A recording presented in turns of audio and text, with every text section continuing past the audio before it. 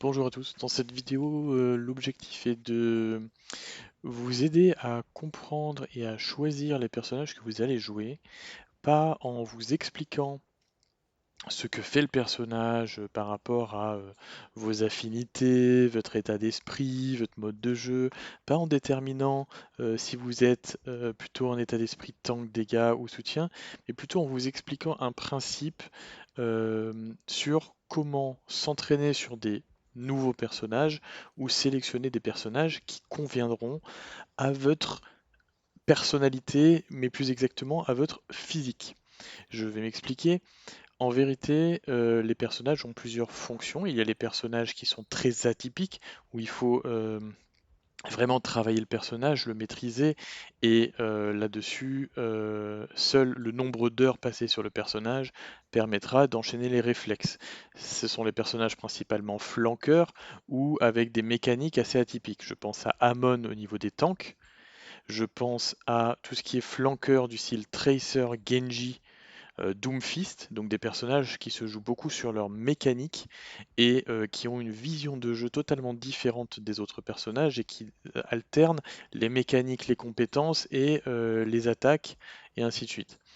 Euh, donc ces personnages sont vraiment très atypiques et ont un gameplay particulier lié au personnage. Après, l'astuce que je vais vous donner, c'est aussi si jamais vous ne savez pas vraiment quel rôle jouer ou que vous voulez dans un même rôle tester différents personnages, il faut savoir que certains personnages ne vous conviendront pas bien. Pourquoi ces personnages vous conviendront pas bien? Parce que vous avez en fait un réflexe naturel qui, au moment où vous appuyez pour taper, soit vous appuyez en tir continu et votre doigt reste appuyé sur la souris, soit vous appuyez en discontinu et du coup vous aurez plus un réflexe de type flick shot, de type vraiment viser à un timing précis la cible que vous voulez viser, ou est-ce que vous voulez du tracking. Donc je vous explique avec Soldat parce que c'est assez simple avec lui. Moi je suis le type de personnage qui va rester appuyé sur ma touche. C'est-à-dire que si je reste appuyé sur la touche clic droit pour un bouclier de Reinhardt, ça me correspond très bien. Mais je vais aussi, dans mes DPS, rester appuyé, lâcher limite tout le chargeur et ajuster ma visée pour que, si vous voyez avec le soldat, bien entendu, la visée monte, si on reste appuyé. Mais moi, du coup, je vais descendre ma souris, mais je vais rester mon doigt appuyé. Certaines personnes vont donc plutôt faire ça, qui fait que, quoi qu'il arrive, le spread revient à son positionnement de départ, et du coup, ça va dépendre de votre style de jeu. Donc, c'est pour ça que je veux vraiment préciser ça. Si vous jouez un personnage d'un certain type, n'essayez pas de changer sur un personnage avec un type de clic continu si vous venez de faire du clic discontinu. Vous allez perdre vos réflexes et quand vous allez revenir sur votre personnage initial, ça va être beaucoup plus compliqué et vous devrez à nouveau refaire ce qu'on appelle le muscle memory, c'est-à-dire entraîner votre main à réagir, à bouger et à agir comme vous l'entendez. Quand vous voulez viser un endroit donné, ben, votre main va s'y mettre. Sauf que si vous n'arrêtez pas de changer entre une cadence de tir continue et une cadence de tir discontinue, vous allez avoir un problème. Vous n'allez pas forcément être mauvais, mais vous allez avoir des difficultés supplémentaires qui ne sont pas forcément nécessaires à utiliser. Et je vais vous présenter du coup les personnages qui sont des personnages de type continu. On a les personnages de type tir continu qui sont évidents, Reinhardt. Pourquoi? Tout simplement parce que on reste appuyé sur le swing et on guide avec la caméra. On a les personnages comme Diva, où l'objectif c'est de mettre un clic permanent et de temps en temps les roquettes. On a au niveau des tanks Orisa également, qui va rester un tir continu avec visée avec ses projectiles. Et on a Winston Zarya. Alors là c'est un peu particulier pour Zarya, mais pour Winston, il n'y a rien de particulier si on reste appuyé. Pour Zarya, on a la canalisation qui permet de faire un tracking en restant appuyé, et qui est aussi une des attaques de Zarya. Par contre, Zarya est aussi un personnage qui se joue, et je vous le montrerai dans une vidéo plus tard sur Zarya, beaucoup avec les clics droits pour les explosions. Donc là c'est du discontinu, mais c'est aussi le personnage qui dit de s'adapter aux deux. Donc ça c'est pour les tanks. Donc imaginez que vous soyez une personne d'attaque continue, de type appui continu, et vérifiez en game, hein. Vous prenez par exemple un personnage qui a une double capacité, je vous dirais Rodog ou Reaper, et vous regardez si vous êtes plutôt à appuyer à chaque cadence de tir, ou est-ce que vous restez appuyé, vous lâchez votre chargeur. Et là ça va vous donner cet indice-là. Donc au niveau des tanks, on a Diva, Orisa, Reinhardt, Winston et Zarya un petit peu, qui restent en cadence continue. En cadence continue, on a également, au niveau du DPS, on a Bastion, parce que de toute façon, on reste appuyé qu'on soit en mode tourelle ou pas. On va avoir le Junkrat dans certains modes de jeu, parce qu'on va spammer les compétences. On va avoir le Reaper, j'en parlerai après. La Mei.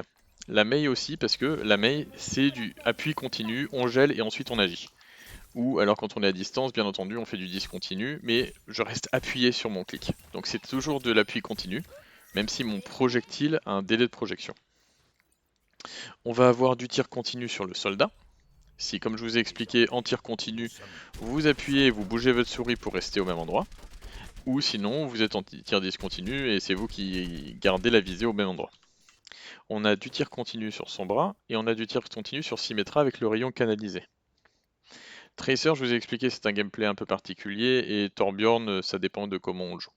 Donc ça c'est pour les DPS, donc les tirs continus des DPS principalement, c'est Bastion, Junkrat, Mei, Soldat et Sombra. Pour les heals, alors pour les heals, Mercy c'est de l'appui continu, Brigitte c'est de l'appui continu, parce que certes il y a des compétences, mais au moment où vous tapez, vous restez appuyé. Et vous gérez votre combat en tunnel vision avec un appui simple. Moira, c'est aussi du tir continu, que ce soit du heal ou de la canalisation, c'est de l'appui continu. Et après, les autres persos, ça dépend du gameplay que vous choisissez. Pour les tirs discontinus purs, discontinus, pour moi c'est principalement tout ce qui a une visée avec une cadence. Donc vraiment c'est un clic, un tir. Pour H par exemple. On a du tir discontinu pour moi pour Echo, parce que on cherche pas à lâcher tous les dégâts au même moment. Il y a un contrôle à avoir sur la Echo, et ce contrôle en fait il est lié au est-ce que l'adversaire est mi-PV ou pas pour pouvoir lâcher ses autres compétences. Donc parfois on met juste une ou deux attaques, histoire de baisser les dégâts, on fait ça et on remet une ou deux attaques et ensuite on met la canalisation. Donc c'est à vous de voir quel gameplay vous choisissez dessus. Widow pour moi c'est du tir discontinu, on ne clique que quand on est sur la tête. Genji c'est un mode particulier, Hanzo on ne tire que quand on a... Alors, on lève le doigt entre chaque projectile, plus exactement. On reste pas appuyé, sinon on recharge pas la flèche d'après ou tout simplement on la relâche pas. Macri pareil, c'est tout ce qui est des clics directs. Enfin on fait un clic quand on fait, sauf bien entendu les légendaires Macri, clic droit. Et on a Pharah qui, pour moi, une Pharah va utiliser ses roquettes plutôt en tir discontinu en fonction de sa position, en fonction de si elle vole, de comment elle se protège derrière un objectif, en montant au-dessus de l'objectif, regardant, et à chaque fois qu'elle fait un à-coup, elle va faire un tir discontinu. On peut bien entendu charger à chaque fois dans tous les personnages que je vais citer, on peut utiliser en discontinu, on peut utiliser en continu, mais c'est pas leur gameplay prioritaire. Au niveau du Torbjorn, c'est assez particulier parce que on peut avoir un tir continu quand on n'a rien à faire en essayant de viser une direction, mais un Torbjorn en plein milieu d'un combat va plutôt chercher à mettre du tir discontinu avec du clic droit, alterner longue portée, alterner courte portée en fonction des objectifs. Au niveau des healers, au niveau des tirs discontinus, il y a Ana, parce que Ana, comme tout sniper, c'est plutôt au moment où on fait le clic que l'attaque elle part. Au niveau du Baptiste, tout simplement parce qu'on alterne une certaine visée et du heal. Au niveau DPS heal. Lucio, pour moi, c'est un peu des deux, mais un bon niveau de Lucio va être un peu plus solitaire, va jouer sur les murs, va aller chasser sa cible et ne mettre ses attaques que quand il est sûr d'avoir une tête pour mettre le plus gros combo possible et le gros burst. Moi, la manière dont je joue Lucio, c'est un peu plus défensive. Mon objectif, c'est vraiment de rester avec ma team, de charger mon ulti et de déloger tous les snipers en gardant le tir continu. Et parce que je sais que c'est un gameplay qui me correspond. Et je ne m'approche pour ne mettre des attaques que quand je fais un boop et que je prolonge mon attaque. Mais je reste en appui continu sur un Lucio. Ce qui n'est pas le cas de tous les modes de jeu de Lucio. Et pour Zenyatta, c'est pareil, pour moi c'est un tir ce qu'on appelle discontinu parce que on charge ses orbes, on lâche le clic pour pouvoir lâcher les orbes. Et bien entendu, on alterne en permanence avec la pose de la discorde. C'est-à-dire que quand on charge quelque chose, le temps que les projectiles atteignent la cible, on essaye de balancer la discorde pour faire les dégâts. Donc on lâche les deux boutons. Ensuite, on a aussi le tir canalisé constant, si jamais on est en PLS dans un combat et qu'on n'a pas le temps de charger ses armes et qu'on veut faire du dégât constant. Effectivement, on aura le tir continu. Mais pour le reste, c'est plutôt du tir discontinu. Donc voilà, j'espère que c'est à peu près clair parce que c'est beaucoup d'informations, mais il y a des personnages qui sont plutôt jouer le personnage et tryharder-le en quick, en rank, en tout ce que vous voulez, parce que c'est des mécaniques que vous allez apprendre et des réflexes que vous allez prendre pour un Genji, une Tracer, un Doomfist, un Amon. C'est vraiment des choses, il y a que l'expérience qui va vraiment vous aider, que ce soit continu, discontinu, voilà, c'est vraiment ça joue en alternance compétences-tir. Pour les autres personnages, on a plutôt des personnages qui sont dédiés au tir continu, tout ce qui est les personnages de type tracking, où en fait vous appuyez sur votre attaque et vous suivez le déplacement de votre cible, donc on appelle ça le tracking. En fait, on va suivre son déplacement. Et on a les persos de type discontinu, donc tous les persos comme Chacal peuvent être totalement joués en discontinu, hein, Chacal. Mais il y en a beaucoup qui l'utilisent en spam la moitié du temps pour bloquer une entrée, pour bloquer quelque chose, et ainsi de suite. Il y a des personnages pour lesquels les personnages de type shotgun, donc c'est Rodog. Bon, Sigma pour moi c'est du tir discontinu parce que c'est en fonction du timing de ce que vous arrivez à viser, ce que vous voulez viser, s'il y a un shield ou pas. Vous restez pas forcément appuyé en tir continu sur un Sigma, hein. Sur les persos de type shotgun, donc Rodog, Reaper, bon j'ai parlé un peu de Torbjorn, mais comme il utilise son shotgun pas tout le temps, je vais vraiment préciser sur Reaper et Rodog. Donc sur Rodog et Reaper, on a une cadence de tir. Là je reste entièrement appuyé en full click, mais cette cadence de tir, il faut penser que c'est facile à contrer. C'est-à-dire que si vous avez vu la vidéo sur le Reinhardt, vous pouvez très facilement enregistrer dans votre tête la cadence de tir et vous savez à quel moment il recharge, à quel moment il fait sa cadence de tir et ça servira juste à faire du DPS et vous serez assez vite repérable. Par contre, si vous arrivez à rendre un constant pour attendre le hook et mettre le maximum d'attaque, là, vous allez être vraiment efficace et du coup c'est du discontinu pour la partie Rodog. Pour la partie Reaper c'est exactement la même chose, c'est-à-dire qu'un Reaper quand on est au corps à corps, moi personnellement qui ai l'habitude et qui ai une manie de faire un tir continu, je vais essayer d'adapter ma caméra en permanence pour essayer d'avoir mes cibles. Par contre, je connais des Reapers bien plus efficaces qui, eux, vont prendre leur position et vont vraiment se baser sur avoir le meilleur timing possible pour mettre le coup qu'il faut.